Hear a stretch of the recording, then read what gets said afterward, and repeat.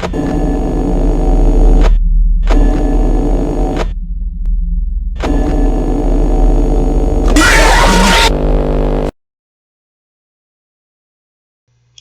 ¿Qué onda, manada? Bienvenidos a un nuevo video.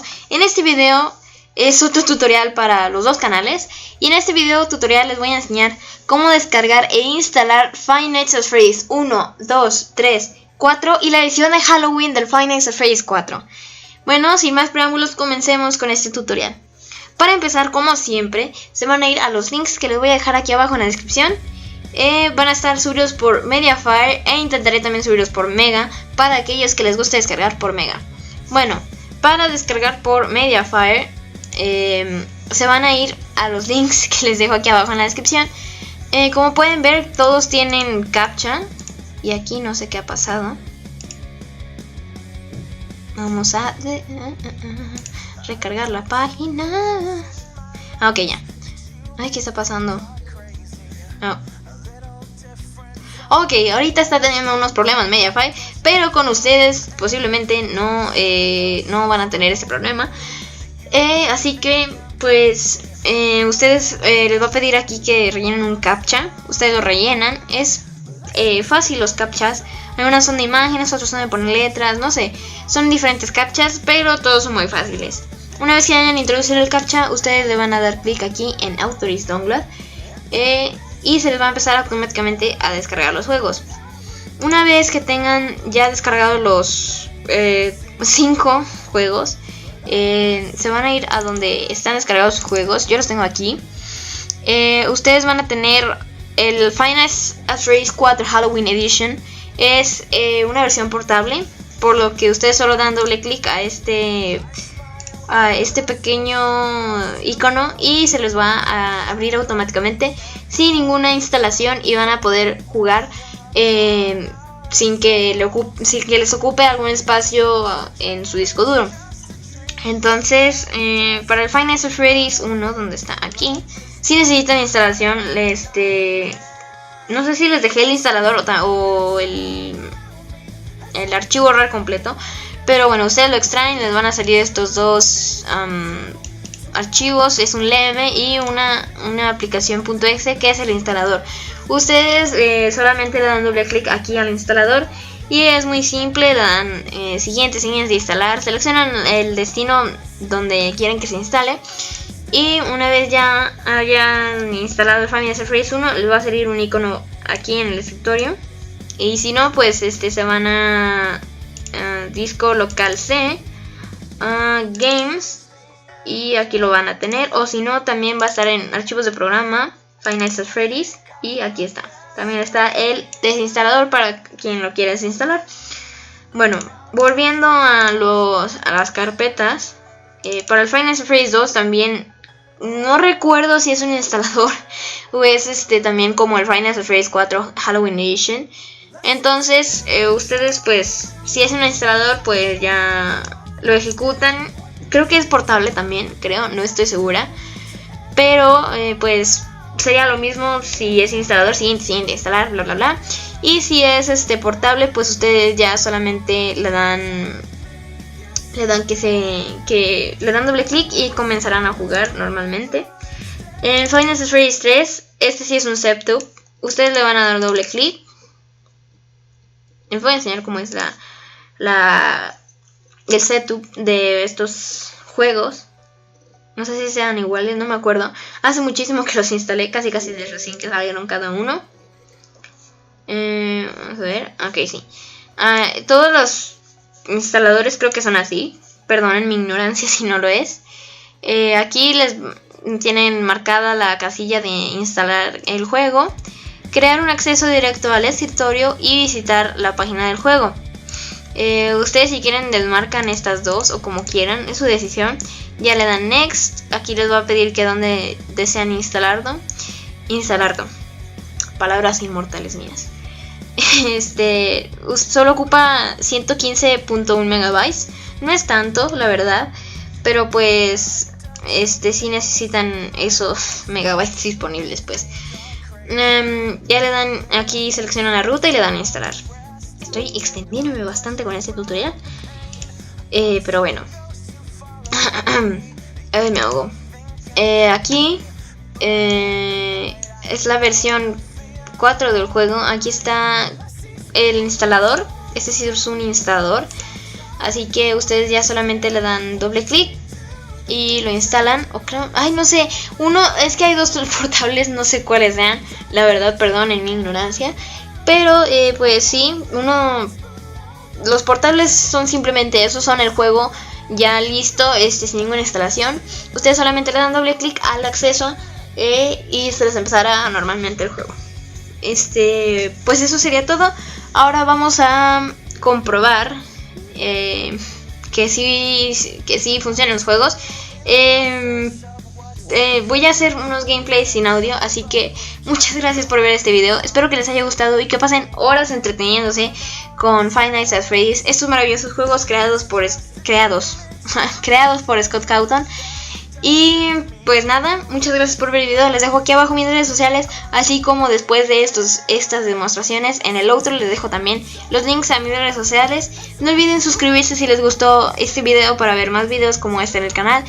Y nos vemos en el siguiente video. Se despide su líder Lucas y nos vemos hasta la próxima. Adiós.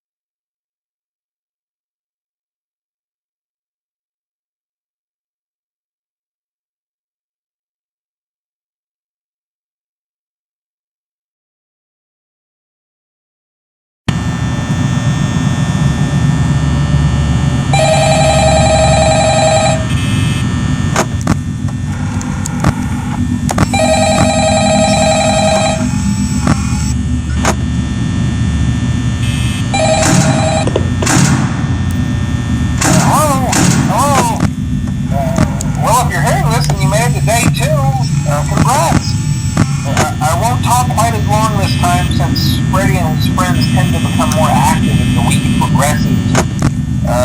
It might be a good idea to peek at those cameras while I talk, just to make sure everyone's in their proper place, you know. Interestingly enough, Freddy himself doesn't come off stage very often. I've heard he becomes a lot more active in the dark, though, so hey, I guess that's one more reason not to run out of power, right? I also want to emphasize the importance of using your door lights. There are blind spots in your camera view, and those blind spots happen to be right outside your doors. So if you can't find something or someone on your cameras, be sure to check the door lights.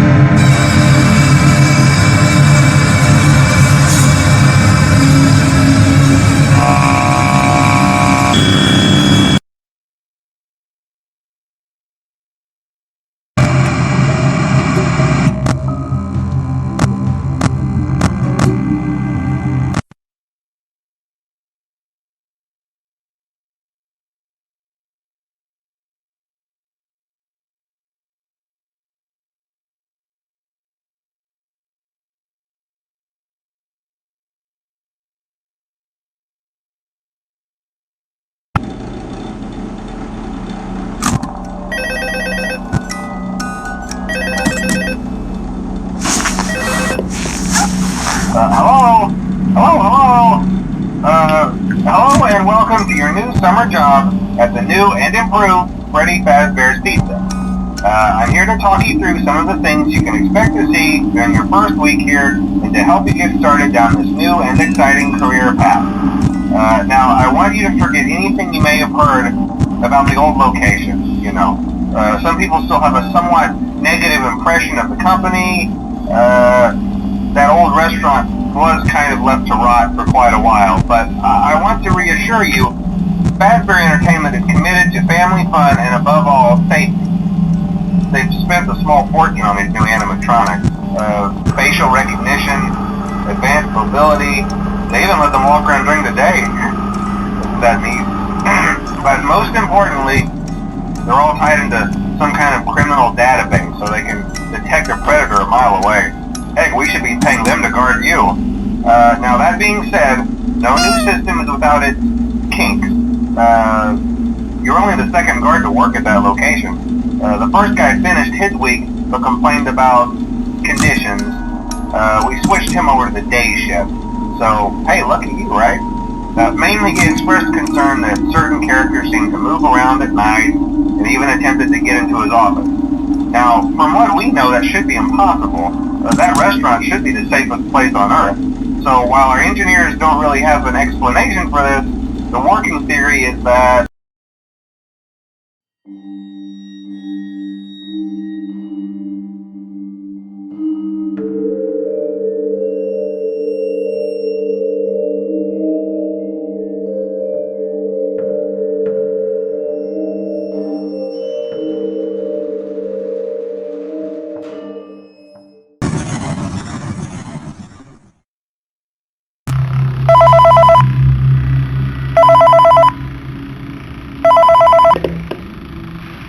Hey, glad you came back for another night. I promise it'll be a lot more interesting this time. We found some great new relics over the weekend, and we're out tracking down a new lead right now.